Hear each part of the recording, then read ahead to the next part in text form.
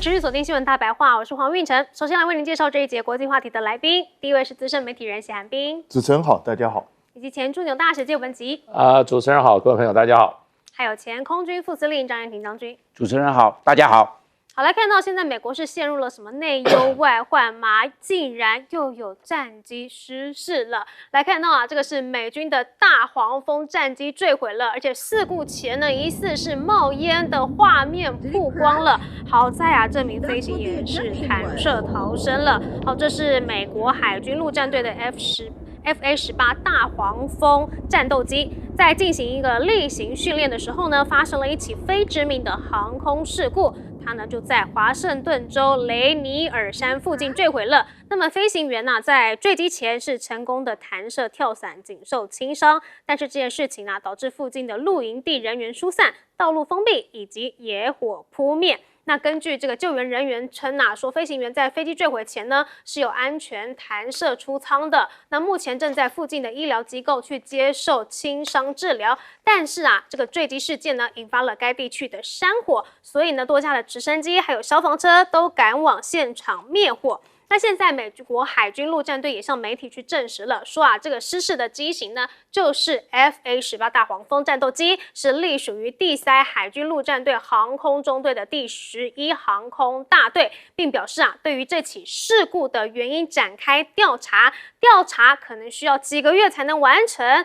但是为了维护调查的完整性，目前暂时不提供更多的细节。不过这已经是2023年6月至今3年内呢，已经发生了9次的 F-18系列战斗机坠机或者是严重的毁损事故了。这暴露了美军什么样的系统性危机呢？好，不仅战机坠毁，来看到外忧的部分是什么呢？是现在全球的反美浪潮似乎出现了。来看到在菲律宾，原本不是跟美国很友好的吗？结果没想到抗议者竟然是在独立纪念日当天呢，走上马尼拉街头，要求要结束美国在菲律宾的军事存在。那示威者聚集在美国大使馆附近，还有谴责华盛顿在该地区的军事活动，而且示威要求美军要撤出，还要废除 EDCA 防务协议以及9个联盟基地，并且拒绝要在吕宋岛去建立武器枢纽。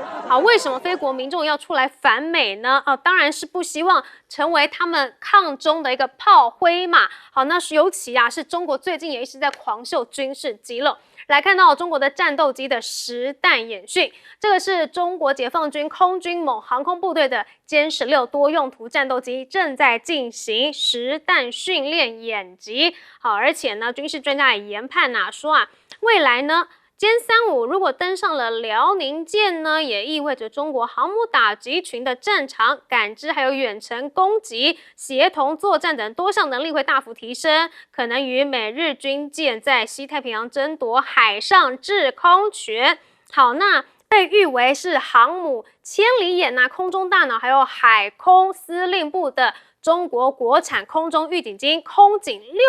600，也传出现身在中国首艘的国产航母山东舰上了。这意味着什么呢？这意味着这个华耀式航母的一项重大限制可能已经被克服了，极大加强了海军航母打击群的监视、目标定位以及力量投射能力。好，那说到了反美的浪潮，不仅仅是菲律宾，现在印度也是就是因为之前在这个中东的部分呢，美国的海军呢是这个击沉了3名的印度水手嘛，所以现在愤怒的印度人去撕毁了川普的独立日海报，还从人力车上面扯下来就是因为五角大厦杀害了3名的印度水手。好，那现在呢，自己印度也是发生了不少的这些空难，是怎么回事呢？也是一样是军机。好，来看到呢，印度的空军表示，用来运输物资的 AN-32运输机在阿萨姆邦的乔尔哈特附近空军基地降落的时候发生了意外。这个坠毁之后燃起大火，证实这起事故呢，一共造成了5人不幸罹难。好，那这也是该机种近40年酿起的22的事故咯。那这是自1986年以来 AN-32运输机在印度已经发生了22起坠机事件。这款运输机啊，上一次重大事故是2019年在中国边境，那个时候呢也是一样，13人罹难，死伤惨重。那为什么这架飞机呢？其实对印度空军来说非常的重要呢？因为啊，这个目前印度的空军呢有100架这个型号的运输机，在全国范围内的后勤啊，还有作战任务中都发现了这个发挥至关重要的作用但是现在呢，它的事故率也是频频的传下去不过我们回过头来看美国现在的问题啦，它自己的这个国内的空军是不是也出了状况呢？我们先来请教张将军。这个 FA-18超级大黄蜂在华盛顿州，也就在西雅图的东南方一个丘陵，它旁边有一个湖泊，所以它这个能见度看起来很清楚。然后这个飞机的失事因素应该分3个，一个是天气因素呢，还是人为因素，还是机械因素？我们要从3个方面来分析。天气因素我看非常良好，能见度、水平能见度还有垂直能见度都很棒，因为这个纬度比较高。这个华盛顿州在美国的西北方，就在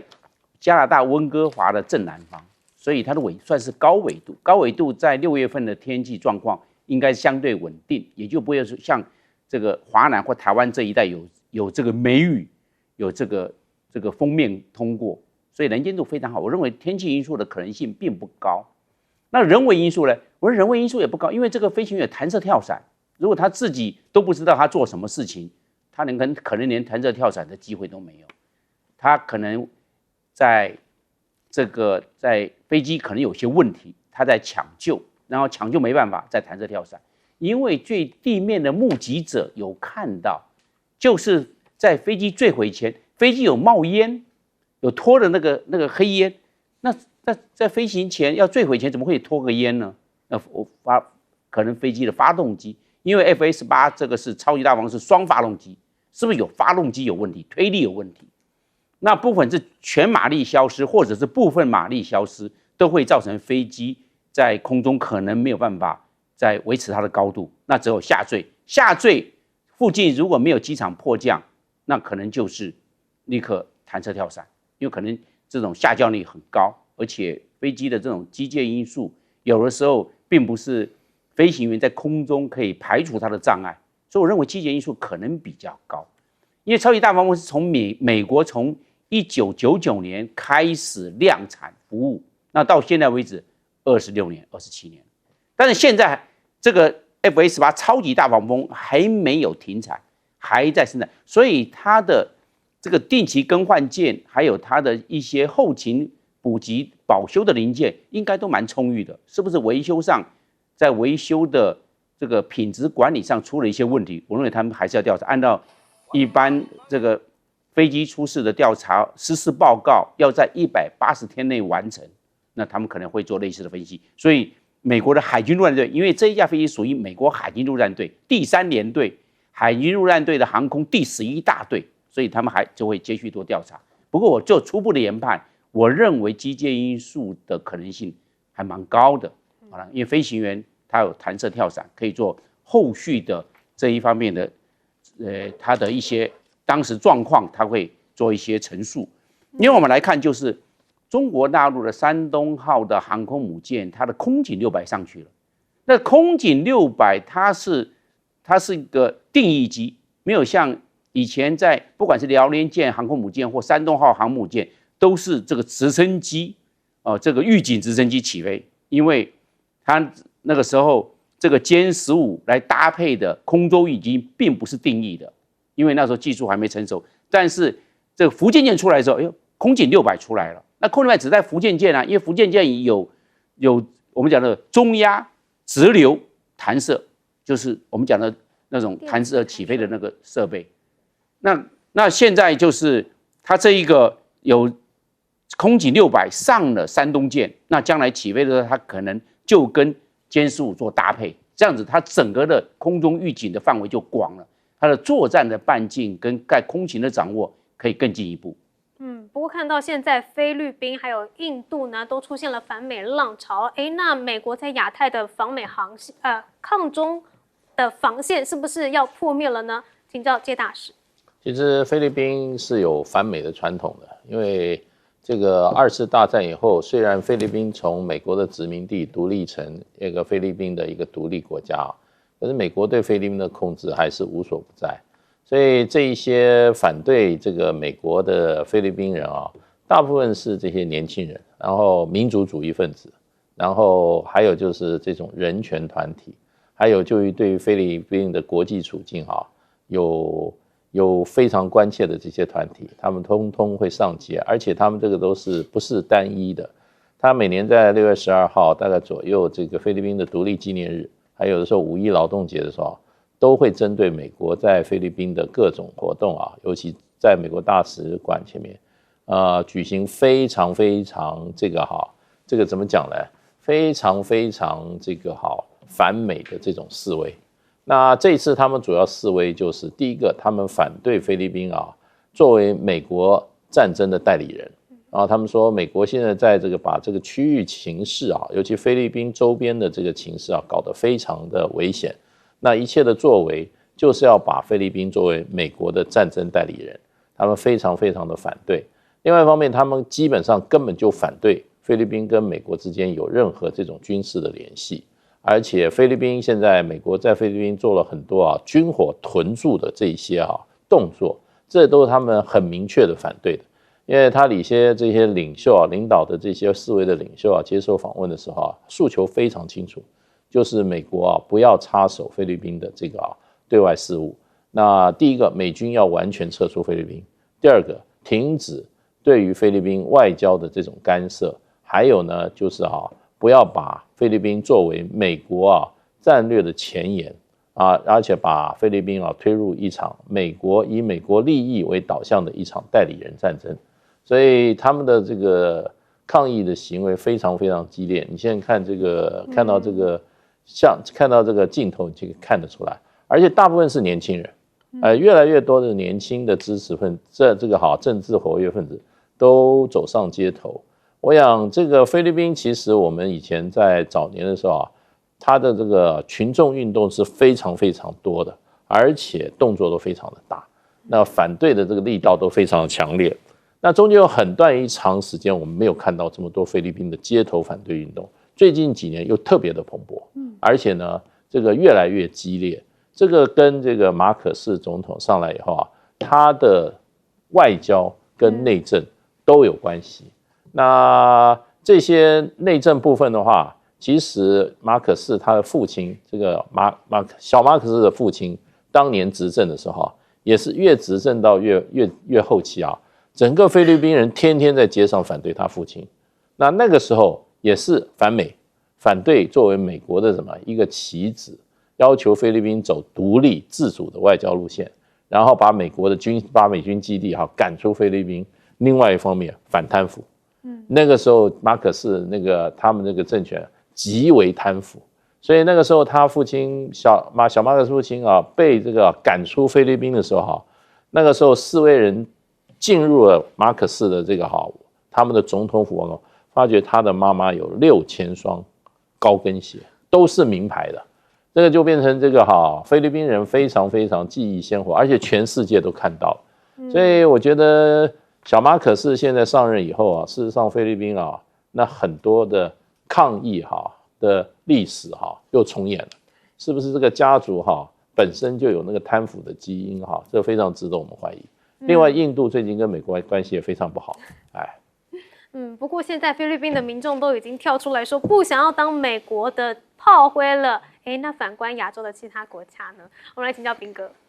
菲律宾这个虽然有民众抗议我看小马可仕不会变，他还是一样会紧抱着美国大腿，而且感觉上他一直有把柄被美国人握在手中，所以我觉得大概他导向美国的这个方向是不会变，他会继续在南海这些地方跟中国大陆捣乱。那对美国来说，他现在其实面临很多问题，包括他的一些换代更新的速度太慢，然后他的 FS8从2024到2026这短2年多的时间，已经出了超过10起事故，所以我觉得这个美国自己也要赶快去研究原因到底是什么问题会出现这么频繁的事故。当然美国的训练本来就蛮高强度，然后他训练多的话，出事故的几率当然也比较高。可是这么频繁的事故还是有点问题，所以美国要赶快去研究一下。那至于说现在空警600都可以直接从滑跳式航母这样起降，其实我个人认为，因为空警600感觉上它的引擎加力并没有加大很多，所以我在想它可能用了一些复合材质，去大幅减轻了这个空警600机身的重量。不然的话，你说要它直接从航母上面直接起飞，其实是有它一定程度的困难的。那既然它能够实现的让定翼预警机从航母上起降，那它就可以大幅的增强它的空中预警范围。因为过去这个你用直升机的那种预警机飞的高度不够高，那预警范围也小很多。那现在就整个扩张化，那对它整个航母战斗群的保护会更加增强。那倒是印度这边这个安32又坠毁。安32是印度非常非常重要，因为它是从安26发展来的，是当初前苏联时期特别为印度做的。因为印度有这种高原运输的需求，所以印度是总共只生产了300多架，印度就买了100多架。那对印度来讲，它特别是在山区的运输啊这些东西，是它非常依赖的一个机型，从1976年就一路用到现在。那当然，这个东西如果出了问题，到底是因为机件老旧呢，还是其他什么问题，不晓得。那如果没有办法查出原因的话，这个对印度继续使用这款飞机当然会有疑虑，而且这个印度向来非常有名的就是它的坠机率非常高，不管是战斗机也好，运输机也好。那印度的后勤补保本来就有很多问题，因为它的机种众多，然后又来自不同的国家，然后这个一直让人家觉得说它的后勤维修会有很多难题出现。那这个是不是跟这个有关？目前也不得而知。那总之，其实印度现在恐怕也要仔细思考，这款飞机毕竟是上个世纪研发的，那你到现在还是以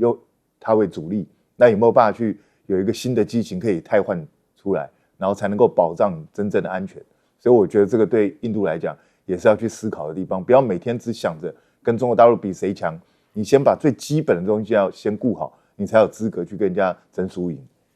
不过现在印度呢也是在跟美国来进行抗议啦，就菲律宾跟印度都对美国进行抗议，那美国在亚太地区还有多少底气能够抗中呢？我们休息一下，广告之后马上回来。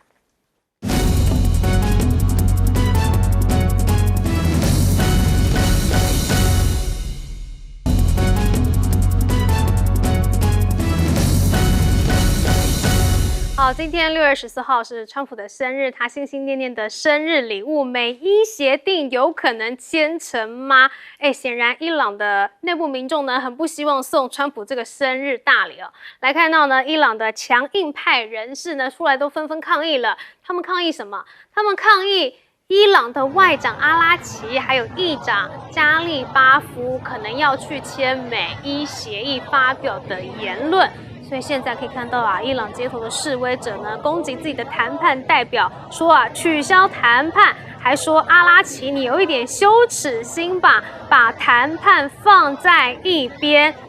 甚至啊，不仅仅是这个民众出来抗议，就连呢伊朗的司法总监也说了，说他们绝对不信任美国，所以现在这个协议有可能签成吗？好，那伊朗呢现在也出来否认啦。好，我们先来看到了，是川普自己发文声称说14号就要来签美伊协定了，而且荷姆兹海峡签了之后就会对人人开放，但愿之整个过程快速、轻松、顺利。甚至说我们有最终的替代方案，但愿永远不会用到这项方案。结果伊朗革命卫队马上就否认了，说要跟今天要跟美方来签和平协议，还批评川普啊不寻常的坚持，一定是选今天签署协议于是他们就认为这个只是想要作为一个个人宣传，就是因为今天是川普的80岁生日。好，所以呢，伊朗直接是打了这个川普的脸呐。但是为什么伊朗敢这么大声的说话呢？那可能就是因为呢，德黑兰早就抓住了美国的战略弱点了。这个是伊朗呢对80AR327雷达的攻击。可以看到啊，这个327监视雷达被摧毁了，就表明啊，伊朗的饱和飞弹战略越来越有能力去削弱美国主导的萨德爱国者海湾飞弹防御系统的感测器架构。而且不仅如此哦，现在伊朗呢也知道这个浓缩铀对他们来说很重要，所以他去加强封锁了浓缩铀的存放地，在隧道口啊去进行埋炸弹，就是要防止美国派兵地面部队去强行夺取这一批接近武器级的浓缩铀哦，所以他们不惜去破坏隧道，也要阻止美国拿到浓缩铀。那这样子的情况下，美国还会派兵去进行地面部队吗？所以美国的参谋长的联席会议主席肯恩在5月的时候呢，就亲自听取向伊朗来派遣地面部队夺取浓缩铀的计划。随后呢，他就向这个川普来简报计划。川普的幕僚就警告啦，说，这样的举动很容易引发伊朗的报复。那么川普一听了之后呢，就决定要踩下刹车，因为他担心啊，美军恐怕会面临大量的伤亡。好，不仅仅是因为这个他要去攻击的话，可能会被飞弹炸伤，还有伊朗的报复性行为。另外一部分呢，就是美国自己的军备也不太够了啦。来看到美国的智库啊，在台海兵推首日呢，需要射12200枚的导弹，这个数量是非常的多啊。但是在以前怎么样？以前只要射8000到1.2万枚而已。但是2024年开始呢，美军就跟胡塞武装组织打消耗战啊。那胡塞武装虽然是连完整的防空设备都没有，但是美军开打一段时间之后，就喊出他们的弹药不够哦，尤其是精准导弹，它的消耗速度是远远超出了预期耶，所以很明显美军最大的漏洞就是它的工业补给已经撑不住了嘛。好，另外呢，来看到了这个美国海军的这个战斗舰呢，也是一样，根本就建不成吗？来看到，在6个月前，美国的海军才取消了一个新座级护卫舰的造舰计划。这个计划在首舰在开工数年之后呢，只完成了12%的造舰呢。所以来看到了美国的滨海战斗舰，它造价5亿元，结果无法完成任务。另外呢，朱瓦特级的驱逐舰耗资了240亿美元，结果是没有炮弹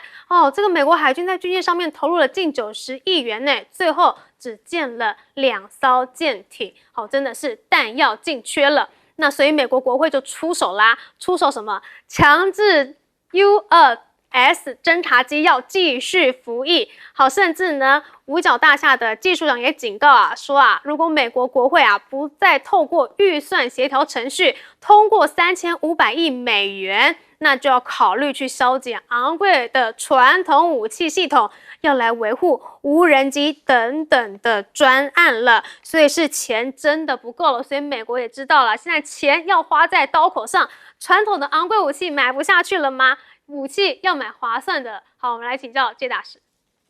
对，美国经历了这2次战争，虽然这个俄乌战争美军没有直接介入战场，可是美国的武器是支撑乌克兰可以跟俄罗斯经过4年多的缠斗还没有投降的主要原因。所以在俄乌战场上，美国的武器大量消耗，尤其这种精准的导弹部分那么耗损的非常的多。那加上这一次的这个美伊的在这个中东的冲突那不但美国军力上这种巡弋飞弹，还有就是说这些各种的这种中远程的防空导弹消耗的量非常非常的大。那美国事实上在过去俄乌战争期间，他就已经发现一个问题，就是说这种精准的这种航空或者对舰的这种导弹消耗量太大，然后增补起来非常非常的要慢。所以美国现在基本上应该是在整体来讲，弹药的消耗让它的库存量减低的非常的多。那如果要再有一场重大的战争，如果说对手是很强劲的话，那可能美国就会面临怎么样？面临了军事上的劣势。那不过川普事实上明年的这个国防预算从1兆美金已经增到1兆5千亿增加了50%那他钱都要怎么花呢？它事实上它做的大部分是一个保卫美国的这一种所谓的这种精盾，让美国的这个上空能够得到更好的这种保障。那这个就有点像这个以色列的这个它的这个上空的这种用导弹，用低层、中层、高空三个维度的这种拦截导弹来维持它的空域的安全。那可是这一次以色列的这个所谓的它的这个防空系统已经证明无效了。那你要说以色列这么小一个国土，它都没有办法完全的怎么样100%的拦截到对以色列国土来袭的各种导弹，而且说实话，伊朗的导弹还不是第一流的导弹。那这一次以色列被炸得很惨，就证明这个要有一个100%防空系统是何其艰难了。那美国想要打造这个对美国来讲一个金钟罩一样的这个防空系统那谈何容易，要花多少钱？而且这个部分的话，技术上是不是完全能够拦阻中国大陆东风41、东风61这种它在这个所谓的分导弹往下打的时候，那种尾端的速度有时候可以到15马赫的这样速度的这种核弹头的导弹，我想美国也没有把握。所以我觉得这种无止境的军事这种军事预算会拖垮美国的经济，可是会不会达成效果呢？那还是一个大问号。那就现状来讲的话，美军是严重的怎么样？弹药耗损。所以呢，现在跟美国买武器，可能呢他没法告诉你什么时候交货，可能不是明年后年的问题，可能是5年6年之后的之后。所以现在跟美国武器不是钱付了就可以拿到东西台湾跟美国买武器就有这个问题。没错，因为美国的武器自己都不够用，它的军工产能明显就是出了问题我们来请教张将军。这个美军的用的这个 U2S 的这个高空侦察机，就是蛟龙夫人Dragon Lady， 它这个现在说还要再沿用，我认为沿用的可能性蛮高的，因为现在美国的这些武器弹药装备都有一些问题，能够用能够延寿，那就要继续延寿而且这是新批号的。美国原来第一代的 U2 的高空侦察机在1960年就生产，但是这个都已经汰除掉了。它现在所使用是1980年代生产的第2批的 U2 高空侦察机。那它有几个特色，它飞得高，它最高可以飞到9万英尺，9万英尺大概就3万公尺，距离地面垂直距离是30公里，一般的中短程的防空飞弹根本达不到，因为它飞到9万英尺的高度太高了。那它的发动机都改了，不是以前的，它现在装的发动机跟美国的 B2 幽灵轰炸机装的是一样的。B2 幽灵轰炸机装4个这个奇异公司所生产的1动1发动机，它只装这个 U2 只装1个1动1，奇异公司出来的1动1的这个发动机，所以它飞的高度飞得高就照得远，它根本不要到人家的领空，它在人家的领空领海外面，它飞得高直接可以照到内陆。而且现在的这侦察的装备，这个解析度画素非常的高，电子光学它可以不断的放大，还不会虚掉，还不会混掉，所以它这个侦照效果不错。所以 U2 能够被持续应用，也因为它的侦收装备非常的棒。第二个，它飞得远，它可以飞1万公里。它加一次油完毕的地面起飞之后可以飞1万公里，哇，那它整个是广域大面积的侦察，那一般的这个无人机做不到，可能飞得不够高，它飞得够高 ，U2 飞得够高。第三个，它留空时间也久，它可以飞到14个小时最远最久，所以它可以长时间执行侦察任务。所以美军认为它的这个还是它的优点，它的功能，还有它的这种侦察的效比，就是成本效益比较好，所以可能还要继续再做使用，因为美军尤其是 MQ9A、MQ9B 在这一次伊朗战争大量的被伊朗的防空飞弹击落，它现在要有取而代之的 U2 还是一个选项之一。那我们现在来看，这伊朗跟美国谈判，最早卡在是龙梭铀，那龙梭铀伊朗要继续拥有，美国希望伊朗放弃龙梭铀，我认为美国要做大让步，那伊朗不可能完全永久放弃核武研发，不可能的。所以美国可能在这一方面要让步，才能够让伊朗接受这方面的停战协议。但是美国要让步，但美国又不可能去进行地面作战，所以这个浓缩又是拿不出来了吗？请教彬哥。现在看起来是很难啊，因为我觉得美国现在你会发觉，美国这几年除了它的军工生产不如预期之外，速度严重这个拖延之外，更重要的就是它的计划都赶不上变化。然后他的计划就是到最后就半途就完蛋。比如说我们这边提到的，像他最早想说他的派里级可以除役了，派里级除役之后就用滨海战斗舰来取代。当时美国人判断说啊，全世界大规模的这种高强度对抗不会有了，那他只要有这种中低强度的对抗就行了。所以他们认为滨海战斗舰很好用，它而且引进了全模组化，你需要什么任务我就换用什么模组，听起来很理想，可是后来发觉难用的要命。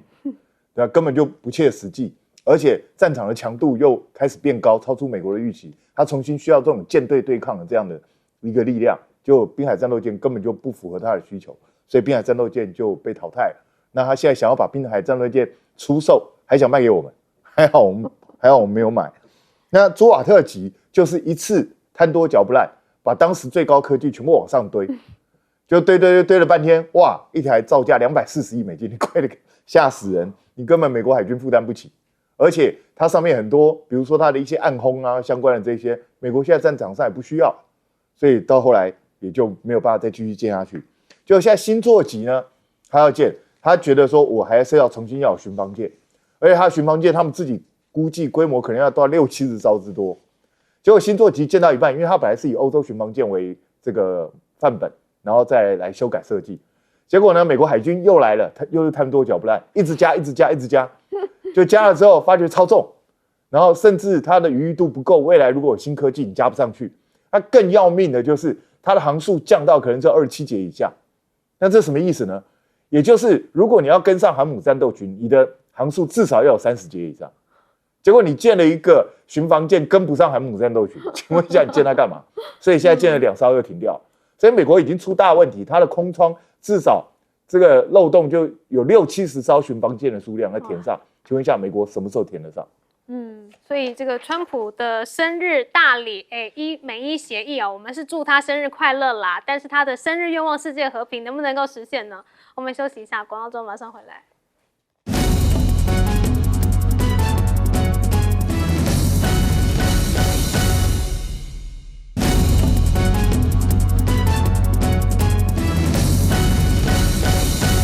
观众朋友平安，欢迎收看 TBS 新闻大白话，我是王浅秋。首先介绍这一节跟我们去讨论国内国际大白话的来宾，前国安会副秘书长杨晓明老师，浅秋，各位朋友好；退役少将厉正杰将军，浅秋好，各位观众大家好；资深媒体人董志森，是大家晚安。几个意外的消息来自于民众所拍到的画面，在美国一架美军的战斗机超级大黄蜂在华盛顿州坠机了。民众拍到这个画面是远远的拍到，这个已经另外民众拍到坠毁在山里面，造成了山林的大火。第一时间是不明白为什么这架大黄蜂飞啊飞啊飞，越飞越低，就直接往森林里撞去了。这当中是在干什么呢？飞行员本来是在做例行训练的，为什么这架战斗机会突然坠毁？原因还有待调查，但飞行员已经顺利弹跳逃生了哦。那但是呢，从2023年6月到2026年6月的近3年之内，全球一共发生了9次 F-18系列的电子作战系统的坠机或严重毁损事件。留偶在印度的空军叫做安32运输机也坠毁了，画面非常的让大家看起来很惊悚，直接断成2截，坠毁的情况非常的惨烈。那机上的5个人，目前被认为应该已经全数罹难，根本来不及逃生。到底发生了什么事？怎么会？这个是准备要降落在乔尔哈特基地的时候，落地后疑似失控，直接爆冲。冲撞之后随即坠毁，甚至引发了猛烈的火势，机体活生生断成了2截。那航行警告，这是最近在台海这里发生的消息，就是珠海海事局突然发布了航行警告，6月15号就是明天哦，到7点到6点，南海的部分将会进行实弹射击禁止驶入。也就是说，现在在军事各种的紧绷里头，伊朗战事还没有结束的情况之下，美中的各种的战力部署，大家都在比兵力啊。以这个《纽约邮报》在报道这个消息，一支由美国海军支持的无人自主侦察船队，叫做小光鱼绰号啊，已经在加州外海正式部署。核心目标要干嘛呢？要搜捕追踪来自于中国大陆的幽灵船队。这个无人船的核心功能，反逆踪追踪，锁定可以回传各种船队的精准坐标。那么据这个报道是说，还曾经在台海这一带敏感的地方，成功发现了多艘尝试隐匿行踪的中国舰船。那么中日的关系也一样，更是越来越紧张。在中国的航母长时间进入第二岛链之后呢，这是由日本最近所公布的最新监测资讯。他说，在西太平洋的活动数字已经非常非常的高，长时间进到第二岛链进行训练部署。那日本的警戒线随着中国航母的航机持续也往东移动。以前过去只有台海，现在连东部、南海通通都一样成为活动的范围之内。那中国大陆的3个航母的搭载歼35，反而是大陆的官媒是说叫做大考啦，来形容辽宁舰要准备到西太平洋去演训的消息。新闻的标题里面问歼35会上舰吗？这是一个指标，包括了你看福特号各种的能不能搭载舰艇符合需求，这个是重点。所以军事专家研判，歼35如果能够搭上辽宁舰，完成了所有设备所需求的，能够达到航母打击群的战场的远程攻击，才是真正能在美日军舰、西太平洋争夺制空等等的这个战议题上面得到一个领先群。同时，在日本的部分，高市早苗也向《金融时报》投书，这篇报道的投书稿子呢，特别讲到安全保障。提到日本、英国跟意大利3国联合研发下一代的战斗机计划，因为日本已经开始出售军购咯，军事的武器自己也可以自主研发跟卖给其他国家。所以他说呢，日本未来修改防卫装备转移的3原则之后呢，为了进一步强化日英欧之间的互操作性，相关的合作将不断的推进哦，甚至还自比是铁娘子，英国的铁娘子这样子的姿态。那么的确在国防军武上，日本在高市早苗手上想要重回一个正常国家，甚至是一个强势的军武大国吗？那么高市早苗还说，第一次远征到 G7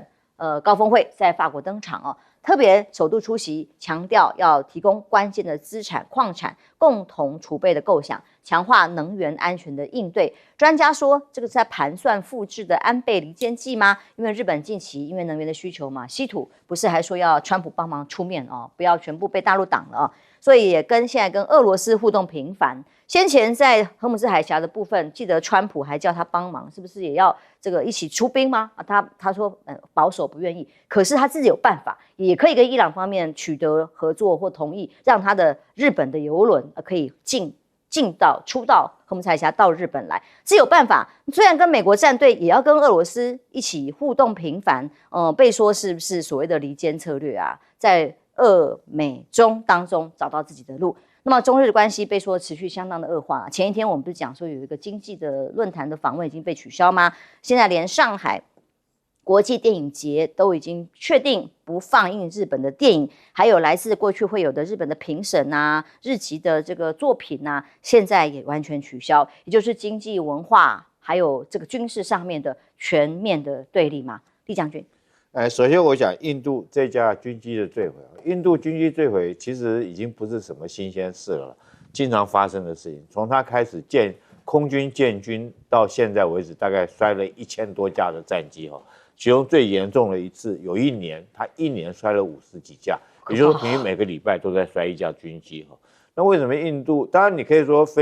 战机这个坠毁有很多原因，包括到人为的操作或天候因素哈。但是印度很明显的，我认为是他们这个后勤出了很大问题。维修印度的军机那家公司叫印度斯坦航空公司，其实他们有名的散漫，就一架飞机整修完以后。如果说该装回去的螺丝没有装到齐，他们也不检查这个多出来的螺丝是哪边的，他就把它丢掉。所以难怪会经常这个印度军机经常出事。他们最引以为傲的哈，就是他们的光辉战机。从开始出来的时候，刚开始是说都没有出过事，哎，印度觉得还很新鲜。你看我们的光辉战机都没有出过事，然后印度莫迪还亲自去坐了那架飞机，就还好，他不坐还好，一坐完以后飞机光辉战机就立刻就摘掉了，就马上就失事哈。所以这个印度航空公司，我觉得是这么发生频率这么高，我觉得你就不能全部怪罪于天候或者是其他客观因素。我觉得这个维修的问题可能出很大。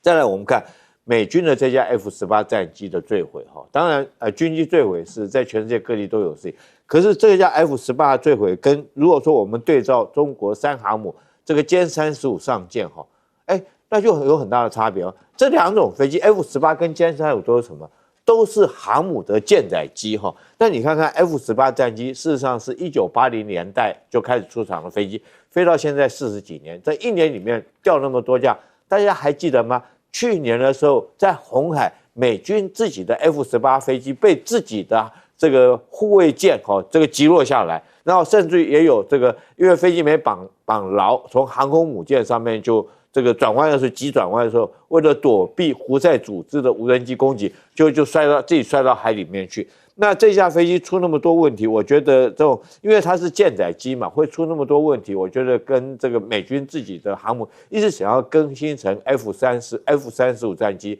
这没办法更新，产生很大的关系哈。这个他们希望说是舰载机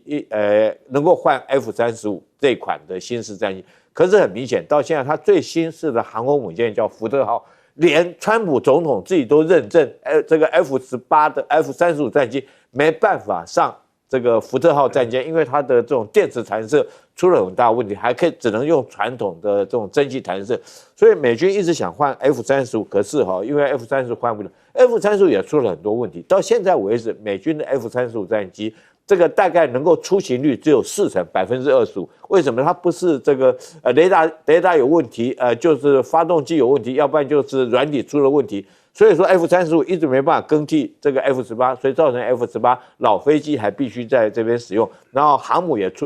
没办法弹射，这个新式战机也没办法出来，所以就用 F-18这种旧式的战机一直勉强的凑合着在用。但是你反观这个解放军，它不断的是在更新这个3航母用歼35，原来歼35大家都认为只能在福建号上面用电磁弹射起飞，就没想到它经过改装之后，它原来2款旧的山东号跟辽宁号，这是辽宁号，现在我们讲这个位置，它还在吕宋岛的东侧，在那边做这个训练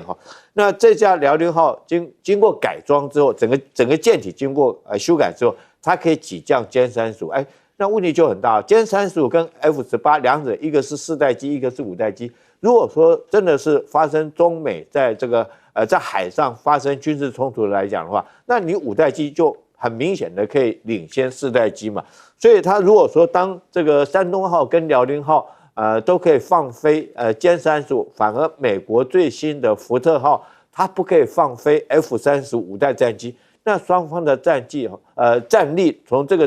个角度来看，就有很大的一个落差，有很大一个世代的落差。那万一在这边中美在这个第1岛链、第2岛链附近发生任何军事冲突来讲的话，我认为说是这个解放军在这个空中战力上面来讲，可能要领先美国，因为很明显嘛，一个5代战机，一个4代，就算是F-18只能算4代，还不能算4代半在这种双方就有很大的差异。那另外一个我们看出来很明显的，包括到这个这个美军现在来讲的话，它必须要用小光鱼这种无人艇来侦察解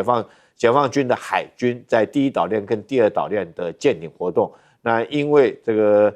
它在这方面来讲，如果说没有这种小光鱼，它可能看不到中国的舰艇，这个东西也是美国说要面对的很大一个问题。杨永明老师是日本专家，怎么看最近中日之间越来越紧张的关系？其实我现在对日本的经济以及军事、外交，还有它在整个区域的这个地位我现在是有点担心，因为我觉得高市早苗在走一个印太抗中战略。那这个战略，它不是只是让日本正常化，成为军事大国，它其实最糟糕的是，在军事层面你投入，你做一个不可能胜的赛局，也就是跟中国大陆解放军的军事竞争。同时你在民间影响到从观光到经济，然后呢，你在区域外交，其实大家跟你敷应了事，不会真的去靠向你，除了菲律宾，还有赖清德。那当然，你就会提醒大家你在二战时期的一些作为。我一个个来讲哈，在军事层面，他现在把就是国防预算从1%的 GDP 提高到2%，本来是说7年，那今年第4年他就做到，那总共多少钱呢？大概700亿美元。可是各位，中国大陆去年的军事预算是3000亿美元，还不讲它所有的军事的层面，有核武，有弹道，有洲际弹道飞弹，有这个航空母舰，各个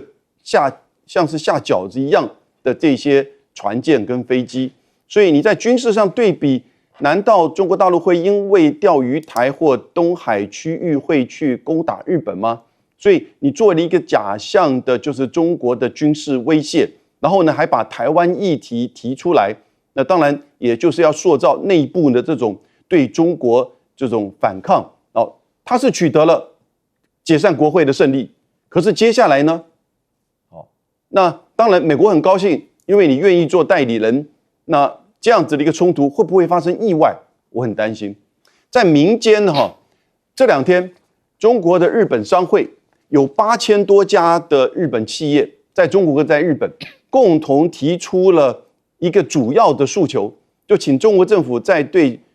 稀土出口管制上面增加透明度以及申请程序啊，因为他们现在已经受到高市的，就是台湾有事的发言，中国大陆对日本军用产业的稀土予以管制，但是呢，实际上你这些稀土去用，比如说永久磁铁的部分，你可以用在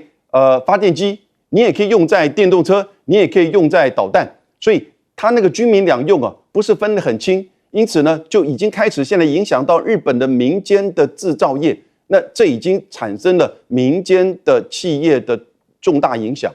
第3个呢，我讲区域外交，这只有菲律宾跟他配合的非常积极。你说像是其他国家，东南亚国家，他根本没办法去。那东南亚国家在这整个过程当中，现在跟中国形成一个经济贸易的命运共同体。你跑到印度，那现在印度在这一次的伊朗战争当中，其实角色越来越这个不彰显哦，所以他想要去再一次的像是拜登时期那种印太战略，而且是很明显的是抗中的。那我觉得这个区域的外交效果没办法达成。最后一点，各位知道上个月在吉林省有日本在2战时期遗留的化学武器，日本从2000年开始到现在已经清除了26年，都还没有清除完，已经清除了11.8万枚，预计还有10万到20万枚。而上个月有2名日本的清除人员受到毒气的影响受伤，这个事件并没有什么大幅的报道。但这个事件提醒大家，其实在这个区域日本在2战时期留下来的军事上的影响仍然存在。而你现在以印太抗中战略，其实到后来是影响到你的军事、经济、外交以及大家对你2战时期的印象，我觉得真的是得不偿失。在2战留下来日本的威名才叫做霸权侵略国，而且是战败国。东哥，对啊，那可是因为高市早苗他承袭了安倍晋三的路线，所以他认为跟中国大陆采取对抗会提高他的声望。那这种心态跟台湾的赖清德他其实是一模一样。那高市认为说，我只要抓住川普，所以川普去带着他上美军的军舰，他觉得非常得意啊，小鸟依人。然后当川普要跟习近平会面，日本人忐忑不安，认为说会不会有什么事情？结果川普离开，在飞机上就直接打给高市早苗说：“我没有出卖你，我大概是跟习近平谈了什么。”那他放下心了。为什么？因为川普要跟习近平会面，高市直接跑去美国，然后跟川普做非常大量的沟通。所以他现在干嘛？认为整个亚洲、整个印太，我是美国的代理人，所有人都要听我的。可是现在局势已经变了。首先韩国，过去日本跟韩国因为有北韩的威胁，他认为中国大陆也对他们可能有一些冒犯，所以过去是比较紧密的。可是现任的总统不一样啊，前任总统尹锡悦，昨天的判决是判30年，那更早的判决，昨天的判决是因为他用无人机去挑衅北韩，好，这个是就非常的对他们好南韩的老百姓来讲，实在非常危险。那更早的判决是怎么样？内乱罪，好，搞戒严法，那个判无期徒刑。各位，尹锡悦现在2个罪啊，好被判刑，一个是无期徒刑，一个是30年。李在明不搞这一套，李在明讲的话最传神。他说我们，他在讲他的晶片，他说我们不会去挑衅好，挑衅了没有？向台湾一直的跟中国大陆挑衅，所以他其实是认为说，你要周遭的国家大家温和相处就好了，所以他其实不太会接受日本高市早苗的这个动作。结果高市他现在转一个目标了，他去找菲律宾，大家可以看到他们在画所谓的经济海域，台湾。竞表佩服啊！结果中国大陆出动了，大家可以看到中国大陆最近的动作就非常多。首先，菲律宾的国防部长，他跟他的家人被制裁，然后呢，高市发现说好像自己越来越孤单，他只能找相对比较弱的国家，所以到处去投书，然后要去机械文，他其实现在在制造说亚洲我是代表美国的，那这个氛围当然可以看到对日本人非常不利。我们都很清楚他去金融时报投书说我们跟英国跟意大利这些北约国家，我们正在共同制造战机，然后他又讲他们日本把所有的法律也都把它放松了所有，那他不是要走向一个强大的国家武力国家而已，他在走回军国主义的路线大家可以看到，亚洲这些国家2战时候都被日本人荼毒。今天怎么有办法去接受呢？所以高市的路其实是越走越窄，可是他好像觉得说，我可以去拉拢欧洲的，不可能啦！欧洲现在在打在陪乌克兰在打俄国，自己已经自顾不暇，而且一直花大量的经费。那美国更不用讲，美伊战争打到现在，美国自己都自顾不暇了。所以我们可以看到。高市这些冒进的动作，其实对日本其实越来不利，可是他好像得意洋洋啊。那这个对整个亚洲带来的不安，这个其实他自己认为有美国做依靠，但是美国能够让他当依靠吗？接下来就会更明白了。持续观察了，究竟川普生日可不可以签下这个意向书，带来真正的和平？但是来关心一下，昨天我们看到新闻画面说，哇，新疆刚好旅游热季。天哪，草原上人比草还多，结果没有想到一个新的消息是荒漠发生洪水耶！这个画面看到的是新疆的塔克拉玛干沙漠，居然2026的首场洪水在6月就发生了。为什么呢？一般来讲都是在8、9月，尤其是8月气温巅峰的时候，融雪才会造成的各种降雨造成的淹水、洪水，就想不到提早到来。同时呢，沙漠也因为这一次意外被发现说沙漠秒变大粮仓吗？因为呢，这个塔克拉玛干沙漠这里其实已经成为重要的。透过画面可以看一下哦。沙漠南缘有8000亩的小麦，这个4月满眼的嫩绿长成这个6月连片的金黄，哇，这个收割的情况叫做巨型麦圈，被形容这个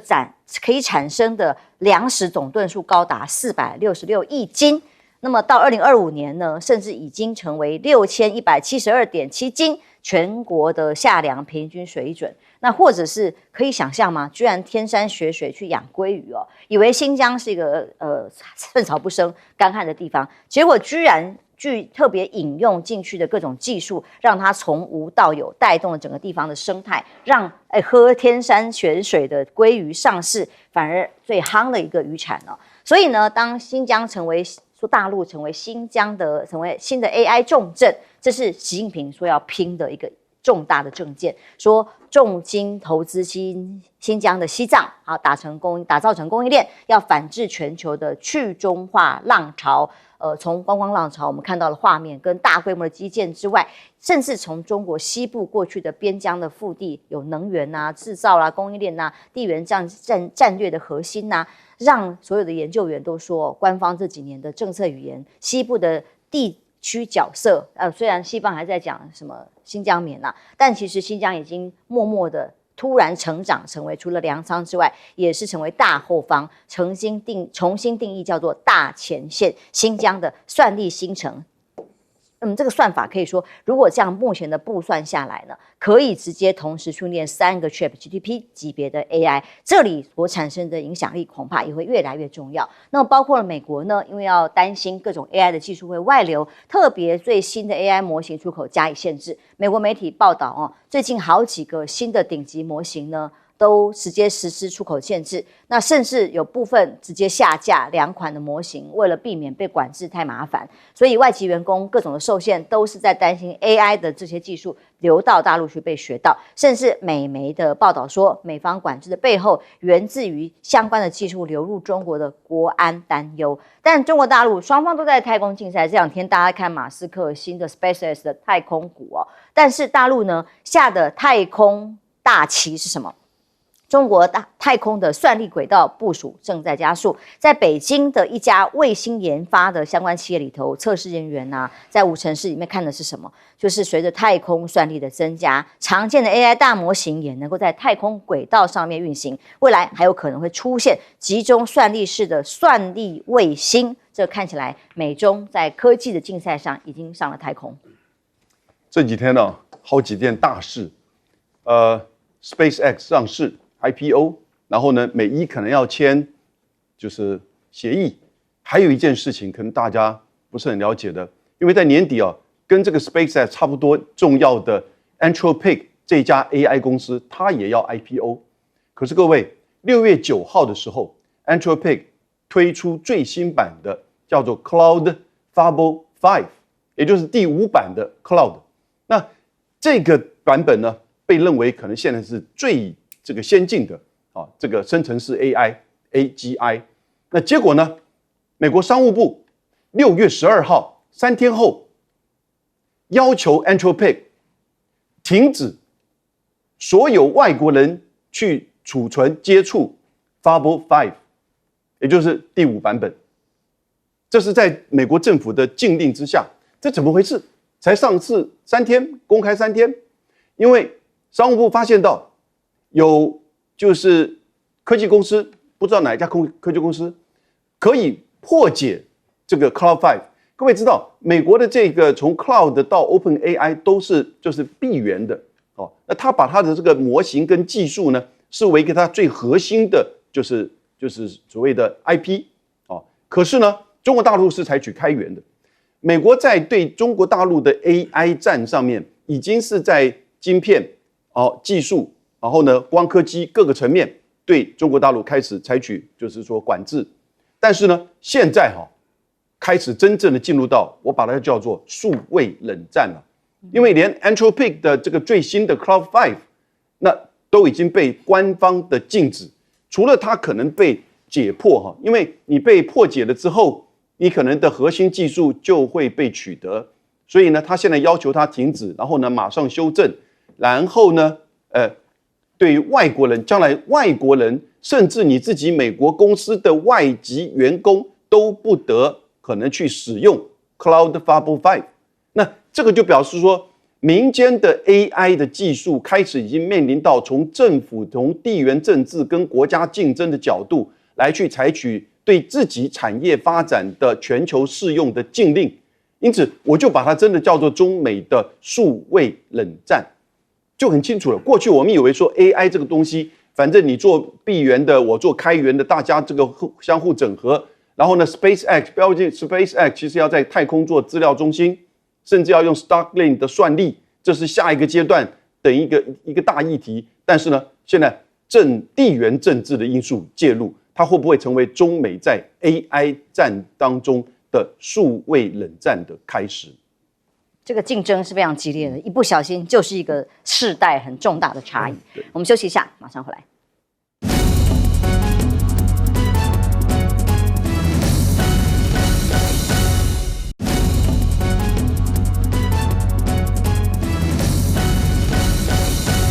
新疆过去曾经被西方媒体黑成说是一个血汗工厂，如今呈现出来的是粮仓吗？是鲑鱼吗？我特别讲，因为我去新疆旅游过去了以后才发现跟这个小时候这个读的新疆刻板印象是完全的不同。你知道新疆面积太大了，有600多万平方公里。当然，它的绿洲哈，它绿洲面积大概可耕地的面积就7万多平方公里，是什么概念？是台湾的2倍大。你说它可不可以当粮仓？当然可以当粮仓。那我们都认为新疆是在这个欧亚的一个中间的路块，可是因为这个大西洋吹来的水汽哈，到了这种阿尔泰山啊、天山啊这边被挡住以后，它就在那边结冰，结冰夏天以后就融水的下来，那个水就变成绿洲哈，就在这边可以灌溉。我讲一个大家很难可以想象，我们讲这个养这个三文鱼哈，他知道那三文鱼这个新疆养的鱼有多大，你知道？后来我才知道，还有2-3公尺那么长等于说比一个人还大哈。这个真的是出乎我们想象之外。所以新疆是除了说是风景秀丽之外，哈，这个当然的农业也非常富饶。我们现在来讲，你说种小麦，除了小麦以外，它最有名的大概就是它的这种水果，就葡萄这一类哈，也非常的甜美，因为太阳很大嘛，所以说它做出来水果都非常甜美，也非常香甜。除此之外，哈，新疆有产很多的丰富的农产品，譬如说棉花这些。所以外国人故意去抹黑新疆是不对的。那讲到这边，我们也特别要缅怀我们的这种民族英雄左宗棠哈，他当初他力排众议，这个抬着棺材哈，这个去收复了新疆。我想这段历史大家可以去看，因为他就准备死在新疆嘛，所以他才抬着棺材出征，将新疆收复。所以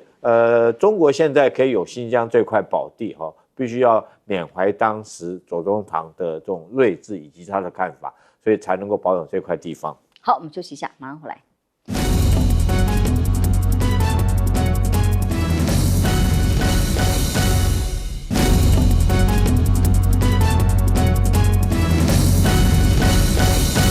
其实虽然两岸之间呢，现在我们的官方是很多禁止交流跟旅游的，可是就是这么多游客也不停的往大陆去，包括尤其是新疆。因为过去中国大陆开放它在东南沿海这些地方都复苏了那邓小平那时候的努力嘛，从深圳或者那他们觉得说其实西北这边才有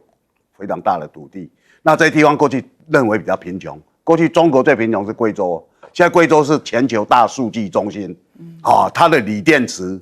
还有它的那些各种那个云端的服务都是全世界首屈一指的，很少人知道。过去地无三里平，人无三两银的世界，习近平上任以后，他开始开拓大西北。那大西北其实新疆它是一个重中之重，是为什么？因为新疆有台湾的46倍大，那过去西方喜欢去污蔑它，因为他们过去种很多棉花。其实